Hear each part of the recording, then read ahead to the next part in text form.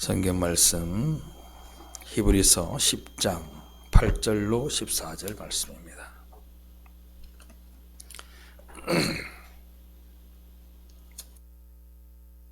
히브리서 10장 8절로 14절 말씀입니다.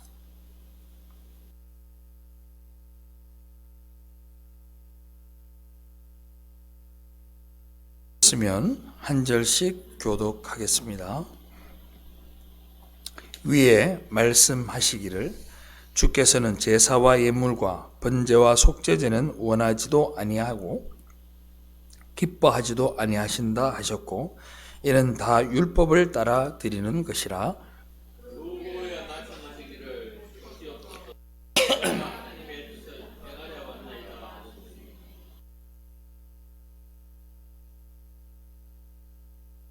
이 뜻을 따라 예수 그리스도의 몸을 단번에 들이심으로 말미암아 우리가 거룩함을 얻었노라.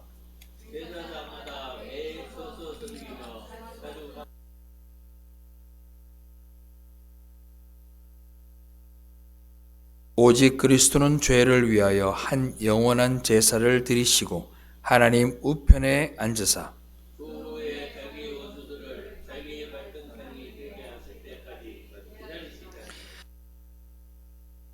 그가 거룩하게 된 자들을 한 번의 제사로 영원히 온전하게 하셨느니라.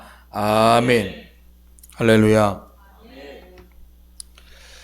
오늘 성경 본문 말씀의 가장 중요한 단어는 따라합시다. 거룩함. 그리고 가장 중요한 문장은 거룩함을 얻었다라는 말입니다. 거룩함을 얻었다. 한국어 성경에는 거룩함을 얻었다라고 되어 있고 영어 성경에는 거룩하게 되어졌다라고 표현하고 있습니다.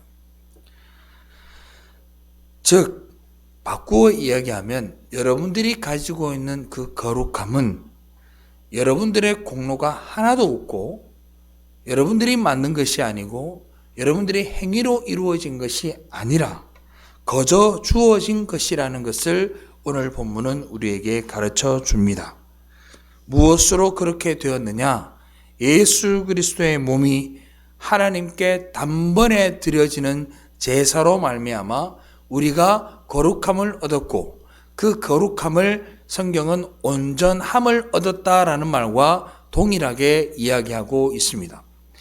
여러분들은 예수 그리스도의 몸으로 그가 갈갈이 찢겨져서 십자가에 못 박혀 죽으심으로 말미암아 여러분들의 거룩함은 여러분들에게 주어진 것이라는 것을 믿으면 아멘 합시다. 아멘. 여러분들의 공로는 어떤 것도 없어요.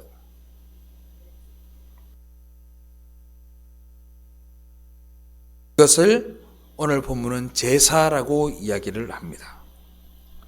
예수 그리스도께서 드려지는 제사는 2000년도 전에 이루어진 십자가의 제사였습니다. 그런데 이 제사, 그 예수 그리스도의 드려짐은 언제 정하여졌느냐? 창세전에 정하여졌다고 성경은 이야기합니다. 창세전에 정하여졌다고요. 뭐가요? 예수 그리스도의 죽으심이. 그 예수 그리스도의 죽으심으로 여러분들을 구원하심이, 여러분들을 거룩하게 하심이 바로 하나님의 결단과 예정하심으로 이미 정하여졌고, 그리고 지금 살아계신 여러분들이 그 살아계신 예수 그리스도를 만나고 10년 가운데 모시고 살아가고 있는 겁니다. 창세전의 묵시 속에서 예수라는 제물로 말미암아 제사로 드려지고 그리고 우리가 하나님의 백성이 됩니다. 그리고 우리가 하나님의 백성이 되고 난 다음에 일평생을 살아가면서 뭘 배우느냐? 그분이 나에게 베풀어진 사랑에 대해서 깨달아가고 배워가는 거예요. 그걸 아는 사람은요, 모든 것이 은혜다라고 밖에 말할 수가 없는 겁니다. 제가 어렸을 때 저희 어머님이 늘 하셨던 말씀이 있어요. 은혜다, 은혜다 그랬어요. 내가 열심히 뭘 해가 와도 은혜다 그러고, 내가 뭘 해서 만들어도 은혜다 그래요. 근데 그게 듣기가 되게 싫었어요. 왜? 노력은 내가 하고 내가 힘을 얻어서 뭔가를 만들었고 내가 했는데 그게 은혜래요. 그러니까 뭐가 없어지는 거야? 내가 없어지는 거야. 그게 싫었던 거예요. 왜요? 내가 살아있으니까. 내가 살아있으니까.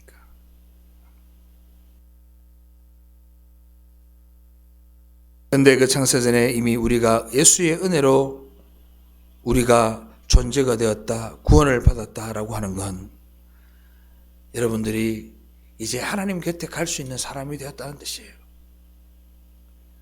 하지 않으세요? 하나님의 옆에 갈 수 있는 존재가 되었다고요. 누구 때문에? 예수님 때문에. 그런데 교회 속에 있는 사람들 가운데에서도 이런 섭리와 예정을 모르는 사람들은 성경을 바라볼 때, 하나님의 말씀을 볼 때 어떤 논리나 이성으로 해석을 하려고 달려드니 이 성경 말씀이 이해되지 않는 겁니다. 해석되지 않는 겁니다. 해석되지 않으니 뭔가 자기가 해석할 수 있고 이해할 수 있는 것으로 복음을 만들어 가려고 합니다. 상징적 요소로 신앙을 재단하고 습관으로 또 규제로, 규정으로, 교리로 하나님의 복음을 설명하려고 합니다. 그러니까 그 신앙의 모습들이 외형적으로 바뀌어질 수밖에 없고 바리새인이나 서기관들처럼 자기만의 신학을 만들어 버리는 거예요. 하나님의 말씀이 아니라 자기만의 신학을 만드는 거예요. 여기 앉아 계시는 여러분들도 여러분들의 신학을 만들면 지옥 갑니다. 하나님의 복음은 하나님의 복음으로 받아들여야 돼요. 예수의 공로만으로 구원받는다는 걸 인정해야 되는데 자기만의 신학을 만들어버리면 여러분들도 똑같은 이단이 되고 똑같은 믿지 않는 자와 다를 바가 없습니다. 예수님이 오셨을 때 이 땅에 있는 많은 자들 가운데 예수님을 인정하지 아니하고 예수님을 받아들이지 않은 자들의 공통점이 뭔지 아십니까? 자기만의 신학이 있었다는 거예요. 자기만의 하나님에 대한 규정이 있었어요. 자기만의 기독교에 대한 정의가 있었습니다.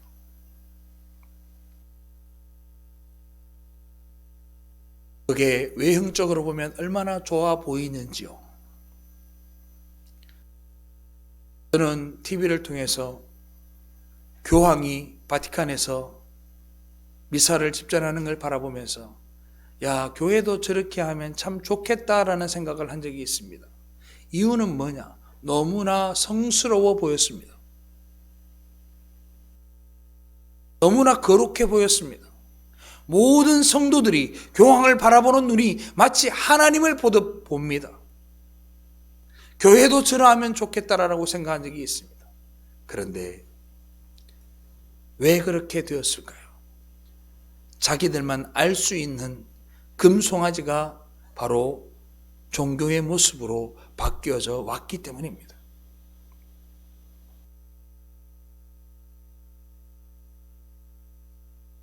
성도 여러분, 하나님의 말씀은요, 믿음으로 받아먹는 겁니다. 할렐루야. 믿음으로 받아먹는 거예요. 근데 믿음으로 받아먹지 아니하고 자기만의 신학으로 해석하고 자기만의 신학으로 뭔가를 만들어내면서 그 하나님의 말씀이 말도 안 되는 신학이나 말도 안 되는 철학으로 바뀌어 버리고 만 겁니다. 그리고 하나님을 만나러 교회에 와서 은혜를 이야기하지 못합니다. 은혜를 말하지 못합니다. 왜 그럴까요? 하나님의 은혜를 직접적으로 받아먹지 못했으니 은혜를 받지도 못하고 은혜를 경험하지도 못합니다. 오늘날 한국 교회를 한번 둘러보십시오. 성도들이 은혜를 경험하고 은혜를 말하지 않습니다. 그런데 말들은 참 많습니다. 얼마나 이야기를 많이 하는지 몰라요. 그 이야기를 가만히 한번 들어보세요. 그게 하나님의 은혜를 말하고 있는 건지 아니면 경험을 이야기하고 있는 건지. 말씀을 통해 주시는 놀라우신 하나님의 은혜에는 졸리고 따분합니다. 하나님의 말씀이 아니라 목사님의 말씀을 듣고 있기 때문에 그런 거예요. 많이 들어보세요. 우리가 뭘 듣고 있나 한번 생각해 봐요. 하나님이 우리에게 은혜를 어떻게 주셨고, 하나님이 우리를 어떻게 사랑하셨고, 하나님이 우리에게 무엇을 주시며, 하나님이 우리와 함께 어떻게 동행하는지를 들으려고 하지 않습니다. 반면에 자극적인 은사 집회나 설교를 아주 재밌게 하시는 달변가인 목사님의 설교에는 정말로 많은 사람들이 모입니다.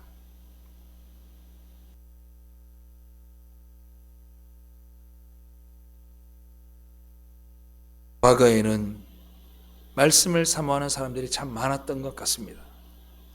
제가 기억하기에도 말씀 사경회라는 데를 가면 서너 시간을 목사님이 앞에서 성경을 풀어줍니다. 그 성경의 이야기가 얼마나 재밌었는지 몰라요. 지금처럼 좋은 의자도 아니고 딱딱한 바닥에 방석 끌고 앉았어도 다리를 몇 번이나 뒤척거리면서 아멘 아멘을 연거푸하면서 그 하나님의 말씀에 감복하고 살았습니다. 그런데 어느 때부터인지 우리는 하나님의 말씀을 듣는 것이 아니라 내 귀를 즐겁게 하는 설교를 들으려고 합니다. 신앙 서적 가운데 자주 등장하는 단어가 있어요. 따라해 보실래요? 자기 부인. 자기 부인. 내 마누라 이런 뜻이 아니고 나를 부인한다고 그걸 자기 부인이라고 그래요. 자기 부인 하면은 자기 부인을 하게 된대요. 자, 자기 부인이라는 단어가 이 모순적 단어예요. 예수 믿는 사람들이 자주 쓰는 말이 자기 부인이라는 단어예요. 자기 부인은 누가 합니까? 누가 합니까? 자기가 합니다. 자기가 자기를 부인한다고? 결코 있을 수 없는 일이에요. 인간이 가장 할 수 없는 일이 자기를 부인하는 일이에요. 자기 부인은요, 사람이 하는 게 아니에요. 내가 하는 게 아니에요. 하나님이 하게 하시는 거예요. 할렐루야. 하나님이 그 자기 부인하게 하시는 거예요. 하나님께서 부인하게 하시는 거예요. 하나님께서 작정하신 백성들에게 예수 그리스도를 단번에 드리는 제사를 통해 거룩함을 주셨고, 그 예수를 믿고 예수가 내 안에, 내가 예수 안에 있는 역사가 일어날 때 내가 나를 부인하게 되는 거예요. 그리고는 이렇게 얘기하는 거예요. 모든 것이 은혜입니다 라고요. 성도인 우리는 구원에 있어서 독자성이나 개별성을 주장할 수 없습니다. 우리가 행한 일이 상벌의 근거가 되거나 구원의 여부를 결정하는 기준이 될 수 없고, 오직 하나님이 창세전에 언약으로 세우신 예수 그리스도를 믿음으로 말미암아 구원받는 은혜밖에 없어요. 그런데 여러분들의 개별성이 어떻게 거기에 포함이 됩니까? 여러분들의 행위가 어떻게 거기에 포함이 되겠습니까? 그런데도 우리는 너무나도 용기 있게 나는 이렇게 살았고 저 사람은 저렇게 살았으니 구원받을 수 있다고 생각을 합니다. 그렇지 않습니다. 주님께서 우리에게 이루신 구원과 의는 그의 죽으심과 부활하심으로 이미 완료되었습니다.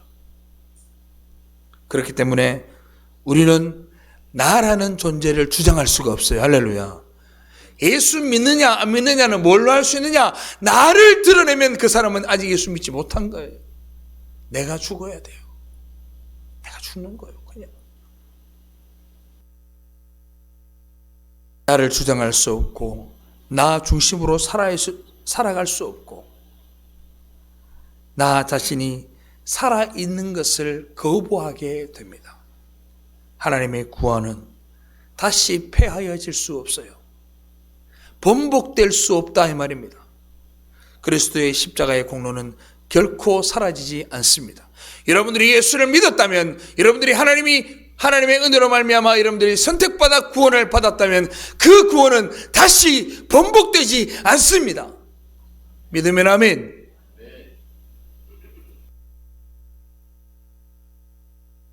예수님 당시에 수없이 많은 병자들이 고침을 받았습니다. 그들 중에 몇몇은 죽었다 살아가는 기적도 경험하였습니다. 그런데 그거 아세요? 육체의 회복과 나음은, 살아남은 그걸로 영원하지 않습니다. 그 생명은 번복되어서 다시 죽게 됩니다. 그런데 창세전에 예정되었던 여러분들을 향한 그 선택과 구원은 번복되지 않는다는 것을 믿을 수 있기를 바랍니다. 얼마나 감사한 거요. 그런데 사람들이 성경을 아무리 읽고 들어도 듣지 못하고 깨닫지 못합니다. 왜 그럴까요? 왜 그럴까요? 고린도후서 4장 3절로 4절 말씀 우리 다 같이 읽어봅시다. 시작. 만일 우리의 복음이 가리었으면 망하는 자들에게 가려진 것이라. 그 중에 이 세상의 신이 믿지 아니하는 자들의 마음을 혼미하게 하여 그리스도의 영광의 복음의 광채가 비치지 못하게 하미니 그리스도는 하나님의 형상이니라. 아멘. 이 세상의 신이 뭡니까? 사탄입니다. 사탄. 사탄이 그들의 눈을 가리워서 그리스도의 빛을 보지 못하게 막고 있다라고 말합니다. 그런데 사탄이 어떻게 우리를 가리느냐? 내가 아무것도 가진 게 없으면 사탄이 나를 통해 가릴 게 없습니다. 사탄은 우리 안에 있는 것들로 우리가 나 자신이 나를 공격하게 만들고 나 자신이 믿음 없게 만들어버리는 거예요. 그 마귀가 뭔 줄 아세요? 저와 여러분들 안에 있는 신학과 철학과 인본주의 같은 것들입니다.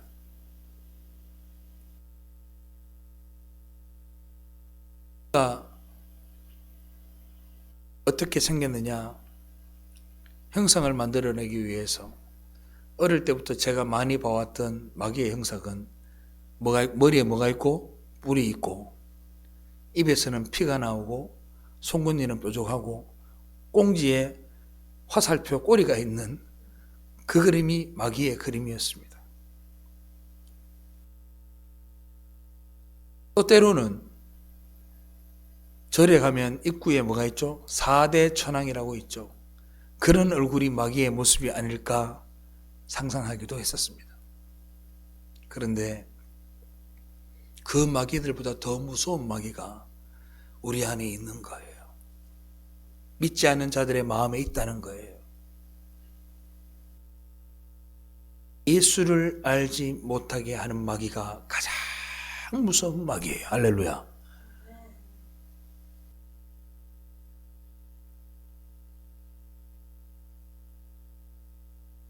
예수님이 제자들에게 십자가에 못 박혀 죽으실 것을 3번이나 미리 예고합니다. 예수님이 제자들에게 이렇게 얘기합니다. 내가 고난받게 될 것이고 죽게 될 것이고 3일 만에 부활할 거라고 이야기를 했을 때 베드로가 이렇게 이야기합니다. 뭐라고 얘기하느냐? 모두 주를 버릴지라도 나는 결코 주님을 버리지 않겠습니다. 내가 죽을지언정 우리가 그렇게 하지 않겠습니다. 그렇게 소리칠 때 주님이 사탄아 내 뒤로 물러가라 그랬습니다.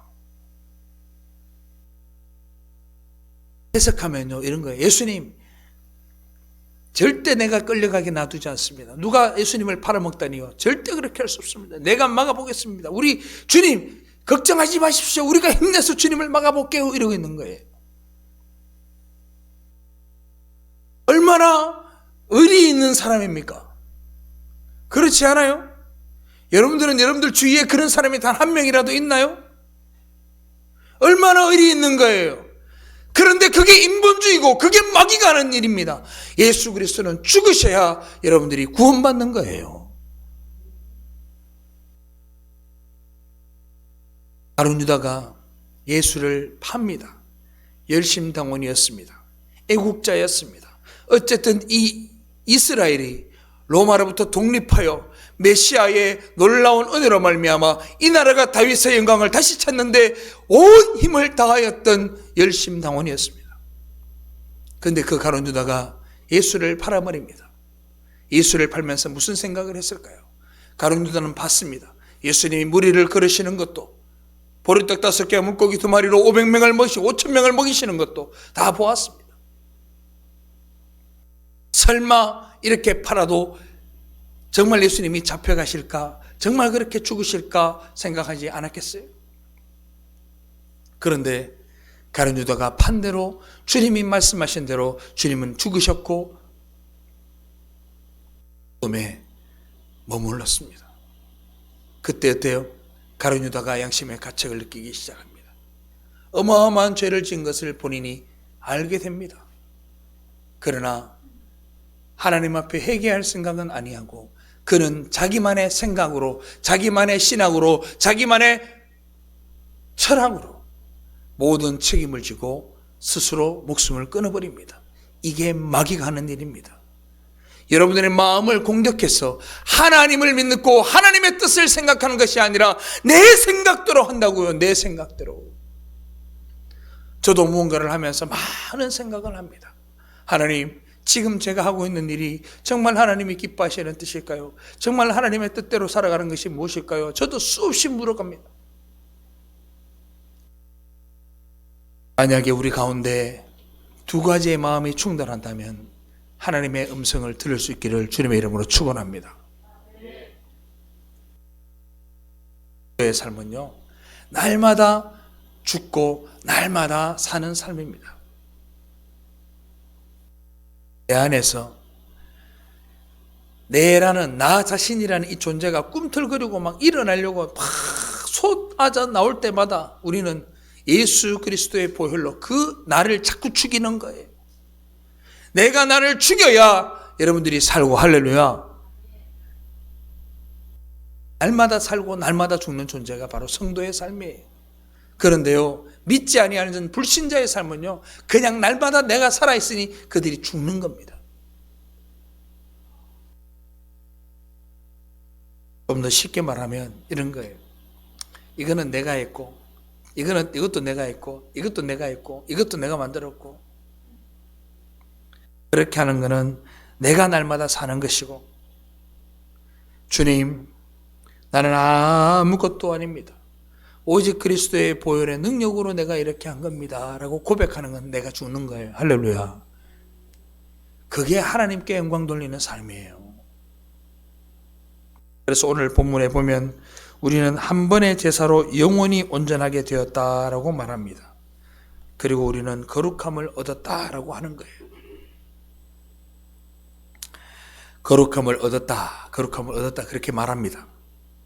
그 거룩함이 어떻게 얻어졌느냐? 자, 에베소서 1장 4절 말씀에 딱 적혀 있어요. 다 같이 봉독합니다. 시작. 곧 창세전에 그리스도 안에서 우리를 택하사 우리로 사랑 안에서 그 앞에 거룩하고 흠이 없게 하시려고. 아멘. 창세전에 아들과 언약하시고 창세전에 거룩하게 하셨다라고 말하고 있습니다.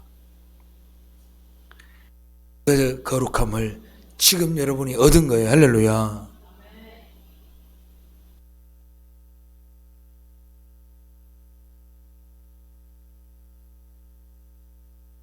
그 거룩함을 얻은 사람은 그럼 뭘 해야 할까요? 거룩함을 여러분들이 얻었어요. 하나님의 은혜로 여러분들이 거룩함을 얻었어요. 그럼 우리가 할 수 있는 게 뭐예요? 그냥 하나님께 찬양하고 감사만 하면 돼요. 여러분들이 할 게 없어요. 할렐루야. 천국 가기 위해서 여러분들이 할 일이 없다고요. 그냥 찬양하고 그냥 감사하고 이 땅에서 만족하며 주님 앞에 영광 돌리며 살면 되는 거예요. 그런데 어때요? 우리는 자꾸 이 세상 속에서 방법을 찾으려고 합니다. 왜? 이 눈에 아무 증거 안이 보이니까. 내가 구원받았다는 마음은 있으되 내 육신은 믿지 못하고 내 모든 환경이 구원받은 자의 삶으로 느껴질 만한 것이, 보이는 것이 없다 보니 우리는 자꾸 방법을 찾는 거예요. 어떻게 하면 저 천국에 돌아다닐 수 있을까? 하늘에서 그 사다리가 내려오는, 그 계단이 내려오는 것을 믿지 못하고 자꾸 밑에서부터 그 계단을 만들어서 올라가는 거예요. 어떻게 하면 하늘에 닿을까?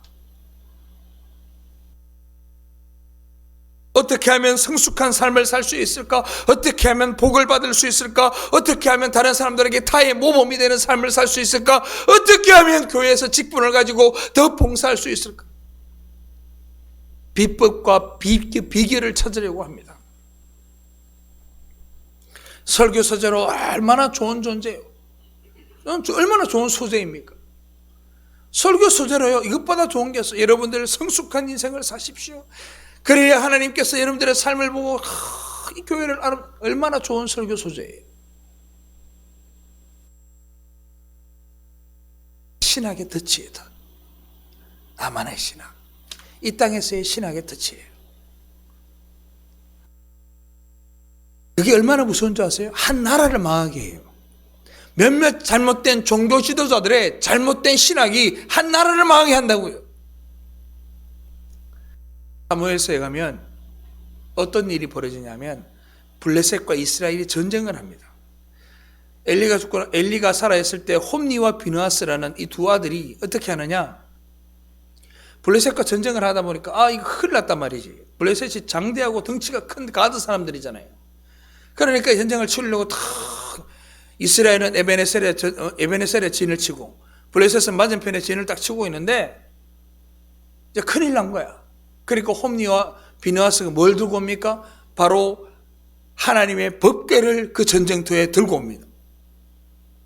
왜 그렇게 생각했을까요? 그들의 경험 속에 뭐가 있습니까? 법궤가 가는 곳마다 승리가 있었기 때문에 이 법궤만 가면 승리할 거라는 신학이 있었던 거예요. 실제로 그 법궤를 끌고 왔습니다. 그러니까 블레셋 사람들이요, 벌벌벌벌벌 뜹니다. 뭐라고 얘기하느냐? 사무엘상 4장 7절로 8절 말씀.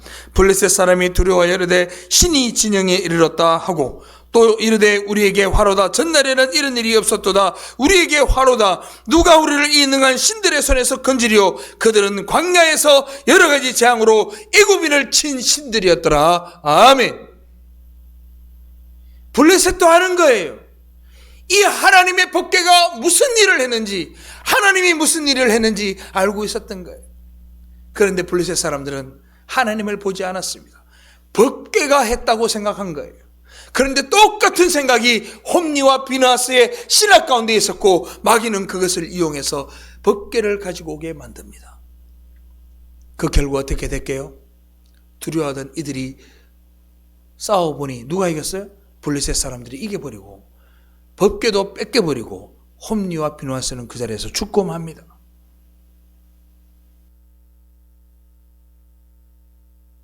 자기만의 신학이 이스라엘 한 나라를 패하게 만들었고 그들도 목숨을 잃어버리게 됩니다. 신학의 틀이 깨진 겁니다. 생각의 틀이 깨진 거예요. 잘못된 생각을 하고 있었던 거예요. 여러분들 혹시 예수 믿으면서 지금까지 내가 무언가를 해서 구원받으려고 했다면 여러분들 그 틀을 깨시기를 주님의 이름으로 축복합니다. 여러분들이 새벽제단을 쌓아서 구원받은 거 아니에요. 여러분들이 주일날 하루도 빠짐없이 하나님 앞에 와서 예배드렸다고 구원받는 거 아니에요. 하나님이 여러분들을 택하시고 부르셨기에 구원받은 줄로 믿으시기 바랍니다.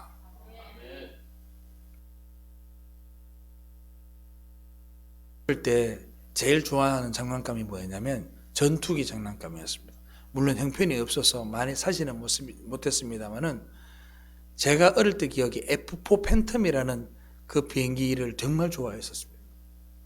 그래서 요만할 때부터 전투기 만드는 걸 좋아했었습니다. 얼마나 똑같이 생겼게요. 다 보면 날개도 다 밑에 미사일 막 달려있고, 해보셔도 알잖아. 미사일 막 갖다 붙이고, 그렇잖아요?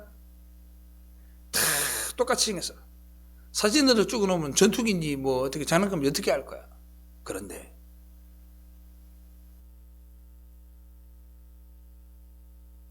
전투기는 너네를 물리칠 거야 하면 어떻게 되죠? 미친놈이 되는 거죠. 아무런 힘이 없어요. 법궤는 하나님의 모형이지 그 법궤가 힘이 있는 게 아니잖아요. 하나님의 능력이 있는 줄 믿으시기 바랍니다.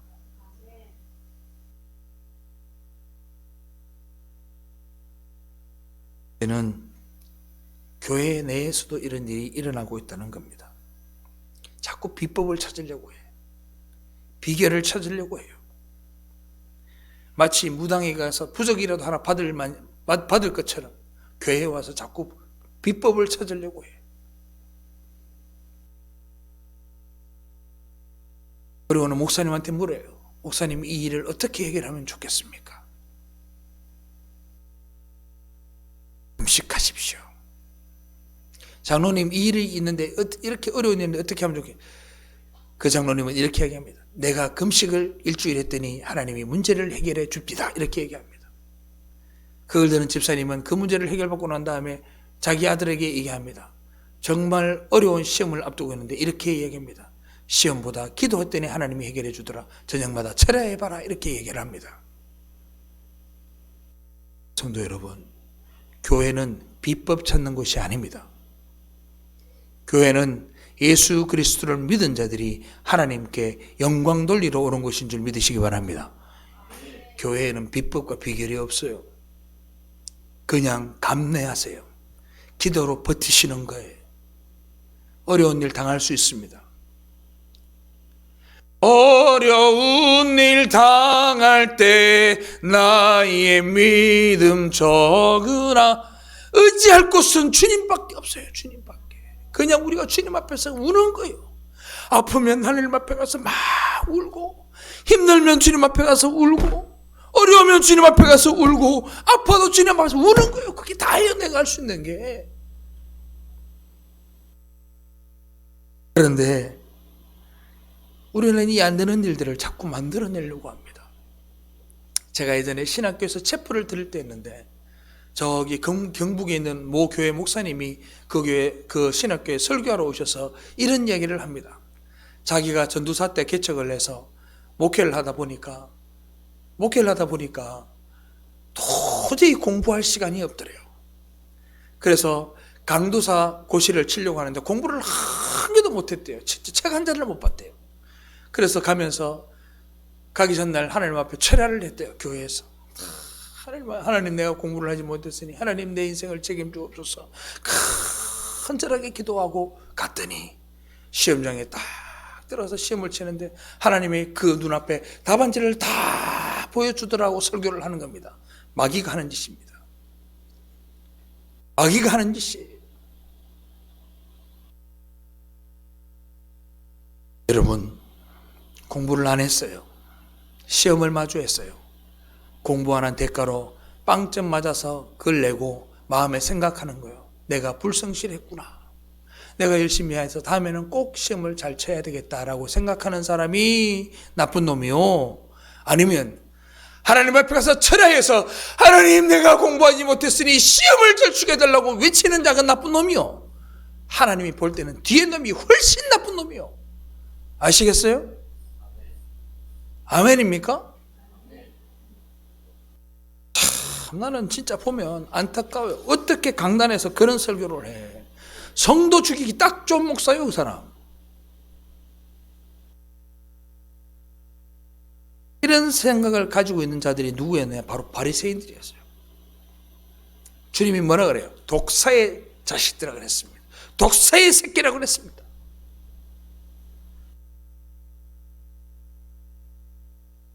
진짜 우리가 보이지 않는 그 하나님을 위해서 내게 주신 그 구원이 너무 감사해서 행하는 선이 있습니까? 정말 하나님 앞에 너무 감사해서 하나님 앞에 선한 것을 드린 적이 있으세요? 한번 생각해 봐요. 정말 드린 것이 있으세요? 정말 하나님이 나를 구원하여 주시면 너무 감사해서 하나님 앞에 뭔가를 드리려고 여러분들이 작정해 보신 적이 있냐고요? 우리가 하루를 24시간 살아갑니다. 24시간 동안 정말 하나님 앞에 집중하고 하나님과 교통하고 하나님을 섬기며 하나님과 동행하는 시간이 몇 초나 되세요? 몇 초나 되시냐고.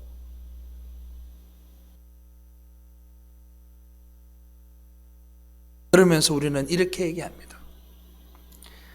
자기가 하나님의 영광을 위해서 뭔가 한다고 생각합니다. 공부도 하나님의 영광을 위해서 한다고 생각합니다. 어느 높은 자리에 가서 잘 되면 하나님께 영광을 돌린다고 이야기합니다.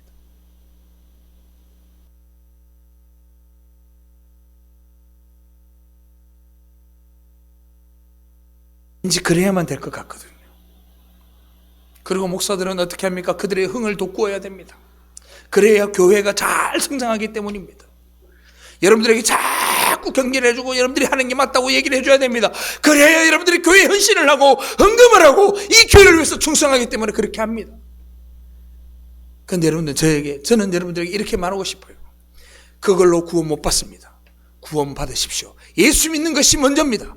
예수 믿으면 여러분들의 생명을 내어놓고 내 모든 삶이 하나님 앞에 드려지는 인생을 살아야 되는 거예요. 아멘?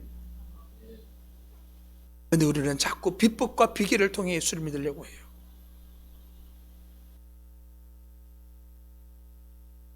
그렇게 비법과 비결로 살아갔던 자들을 어떻게 하셨는 줄 아세요?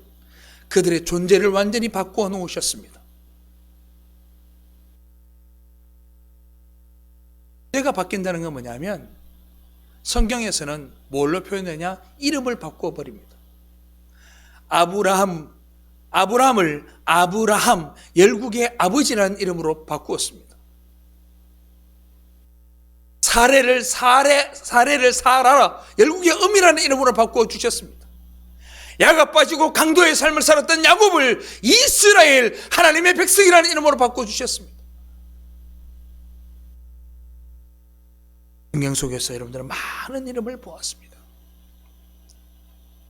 시몬이라는 이름이 어떤 뜻이냐? 시몬은 조약돌이라는 뜻이에요. 그런데 시몬을요, 하나님께서 반석이라는 베드로의 이름으로 바꿔주셨어요. 여러분들에게 주님은 말씀하시는 거예요. 너네들은 내 딸이고 내 아들이다라고. 할렐루야. 그 이름이 여러분들에게 있으면 우리는 바뀌어져야 되는 거예요. 아브라함은 아브라함이 된 뒤에 삶이 완전히 달라졌습니다. 야곱은 그 허벅지에 모든 것이 깨어지고 이름이 이스라엘로 바뀌고 난 다음에 그들의 삶은 바뀌어졌습니다. 시몬으로 살아가던 그가 베드로가 되면서 교회의 반석이 되는 사람이 되었어요. 여러분들은요, 김광수로 살다가 하나님의 종이 되고 하나님의 백성이 되므로 내 삶이 바뀌어진 줄로 믿으시기 바랍니다. 우리가 이게 가져야 될 마음인 거예요. 이름을 바꾸어 준다는 것은 우리의 존재 근거를 아주 바꾸어 주시는데, 여러분들과 제가 가지는 이름은 뭐라고요? 따라합시다. 그리스도인, 크리스찬이라 그랬죠. 예수 안에 있는 자, 즉 여러분들이 예수가 되는 거라고요. 그걸 그리스도인이라 그러고 그 종교를 우리가 기독교라고 이야기를 하는 겁니다.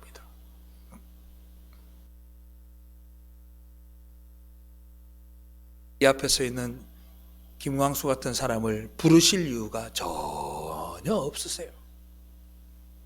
뭐가 잘나서 저를 불러요? 제가 저를 가끔씩 보더라도 성질이 괴팍하고 불량하기 그지없어요. 제가 그를 볼 때마다도 야, 나 같은 사람을 하나님이 어떻게 고르셨을까? 나 같은 사람을 어떻게 하나님이 부르셨을까? 나 같은 죄인을 하나님이 왜 부르셨을까? 납득할 수 없고 이해할 수 없고 도저히 계산되지 않아요. 그런데 주님이 나를 불러줍니다. 그걸 우리가 하나님의 사랑이라고 얘기하고 그 사랑이 내게 왔을 때는 하나님의 긍휼이라고 이야기를 해요. 긍휼이 뭔지 아세요? 한자어로 보면요, 그냥 불쌍하게 여기다는 뜻이에요. 불쌍해서 뭔가를 도와주는 걸 긍휼이라고 해요. 근데 여러분들은 그 긍휼을 그냥 세상에서 자비를 베푸는 정도만 생각해요. 아니에요. 성경에서 말하는 긍휼은 그게 아니에요. 성경에서 말하는 긍휼은 하나님이 우리에게 베푸시는 사랑을 긍휼이라고 불러요. 할렐루야. 히브리어는 라함이라고 합니다. 라함이라고 합니다. 그것은 하나님을 아는 자들만 깨달을 수 있는 거예요. 하나님을 모르는 사람은 하나님의 긍휼을 알 수도 없고 깨달을 수도 없습니다. 사랑하는 성도 여러분, 그 하나님의 긍휼을 여러분들이 깨닫기를 바랍니다. 하나님이 여러분들을 긍휼히 여기신 거예요. 예를 들어 말씀을 드릴까요? 긍휼이 어떤 거냐? 엄마가 아이를 가졌습니다. 여러 쌍둥이를 가졌다 생각합시다. 이 뱃속에 아이를 낳는데 10달이 되어서 아기가 자궁 밖으로 나오려고 합니다. 엄마가 진단을 이렇게 만져봤더니 대가리 큰 놈은 나오지 말고 대가리 적은 놈만 나오라고 그렇게 할 수 있어요? 그렇게 할 수 없죠? 여러분들은 그렇게 구원받은 거예요. 모르지 않으시는 거예요. 작정하셨기에 그 아이를 낳는 거예요. 해산의 고통을 통해 아이를 낳는 부모의 마음으로 주님은 여러분들을 구원하신 거예요. 작정하셨기에 때가 되면 여러분들이 구원받을 줄로 믿습니다. 그런데 우리는 뭐라고 얘기해요? 불안해하는 거예요. 아이가 태어납니다. 태어난 걸로 끝나지 않습니다.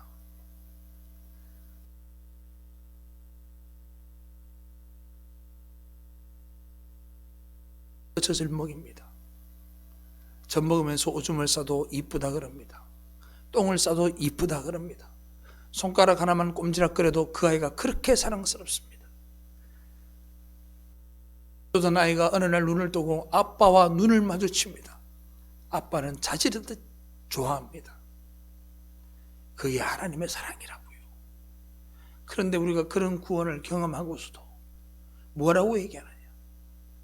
자꾸 딴 데 눈을 돌리고 내 아버지는 당신이 아니라고 말하고 있지 않는지 한번 생각해 보셔야 돼요.